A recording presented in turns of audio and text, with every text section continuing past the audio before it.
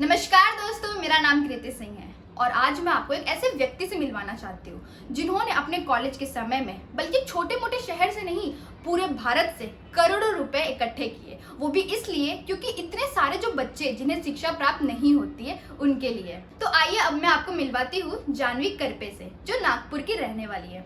तो जानवी, क्या आप हमें अपना बताएंगे आपका सफर कैसे शुरू हुआ और कितनी सारी समस्या होंगी ना जो आपके एक काम करते वक्त आई होंगी। तो मैं आपको जैसे मैं शुरुआत से शुरू करती हूँ। मैं कॉलेज में पढ़ रही थी जब मुझे एक एनजीओ के बारे में पता चला, जो अंडर प्रिविलेज्ड बच्चे, जो बच्चे जिनके माता पिता नहीं होते हैं, शेल्टर होम्स या फिर गवर्नमेंट ऑर्फनेजेस में वो वहाँ पे रहते हैं। तो मुझे पता चला कि एक ऑर्गेनाइजेशन है जो उन बच्चों के लिए काम कर रहा है। अब जैसे हमारे ऑर्गेनाइजेशन में हम कहते हैं कि हम बच्चों को मछली नहीं देते, हम उनको मछली पकड़ना सिखाते हैं। तो हम नहीं चाहते हैं कि हम बच्चों को सब चीज़ें दे दें और वो बस 2-3 साल के लिए वो चीज़ें एंजॉय करें। हम चाहते हैं कि वो अपने पैरों पे खड़े हो।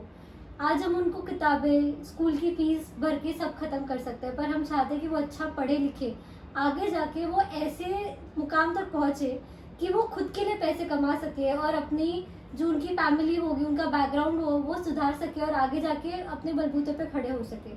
तो मुझे कॉलेज के समय पे ऑर्गेनाइजेशन के बारे में पता चला और मैं बतौर फंड रेजिंग वॉलंटियर मैंने ये ऑर्गेनाइजेशन में ज्वाइन किया।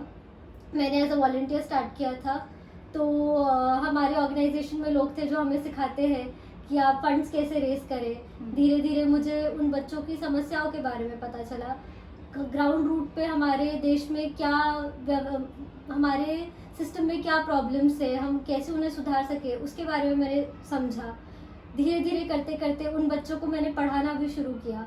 उनके लिए बहुत सारे हम फंड रेजिंग स्कीम्स और कैंपेन्स ऑर्गेनाइज करते थे जिसके थ्रू हम लोगों तक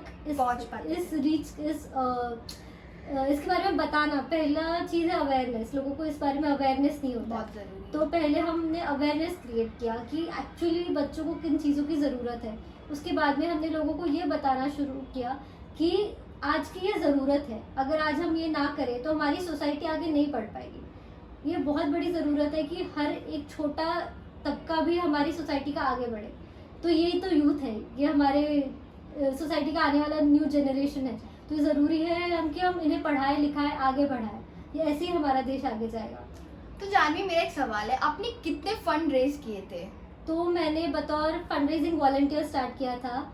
उसके बाद में मैं सिटी मैनेजर बनी थी, फिर मेरे अंडर कुछ वॉलंटियर्स आ गए थे और मैंने नागपुर में वॉलंटियर्स सिलेक्ट करना, उन्हें ट्रेन करना और उनके साथ फंड्स रेज करना स्टार्ट किया। फिर मैं रीजनल लेवल पे काम करने लगी।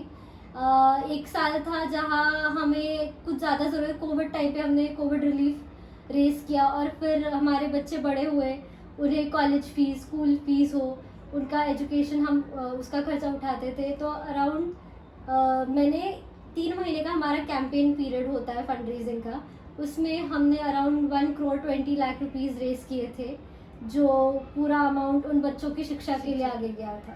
बहुत अच्छी बात है। तो दर्शकों, जैसे कि हमने जाना जानवी ने इतना अच्छा काम किया हमारे देश के लिए, तो जानवी आपका कोई मैसेज है या कोई वर्ड्स है जो आप हमारे यूथ जनरेशन के लिए देना चाहती हैं? जैसे मैंने कहा, मैंने कॉलेज के समय से ये काम शुरू किया और मुझे एक चीज़ का रियलाइजेशन हुआ कि हमारे यूथ में, हमारे जनरेशन के यूथ में लैक ऑफ अवेयरनेस है। मुझे इस चीज़ के बारे में पता था, बट आज भी हमारा यूथ अवेयर नहीं है।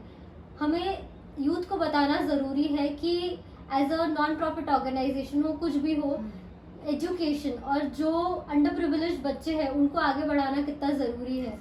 उनके लिए काम करते हुए ना बस वो आगे बढ़े हैं, बट मैं भी ज़िंदगी में बहुत आगे बढ़ी हूँ कि मुझे बहुत कुछ सीखने मिला है, उन छोटे छोटे बच्चों से सीखने मिला है और उनके लिए काम करते करते एक चीज़ का रियलाइजेशन और सेटिस्फैक्शन मिलता है कि हम कुछ कर रहे हैं। वो जो सेटिस्फैक्शन होता है वो बहुत ज़रूरी है और आई रियली वांट कि हर एक यूथ, हर एक युवा हमारे देश का इस चीज़ का रियलाइजेशन हो उसे और वो कुछ हमारे देश के लिए करे।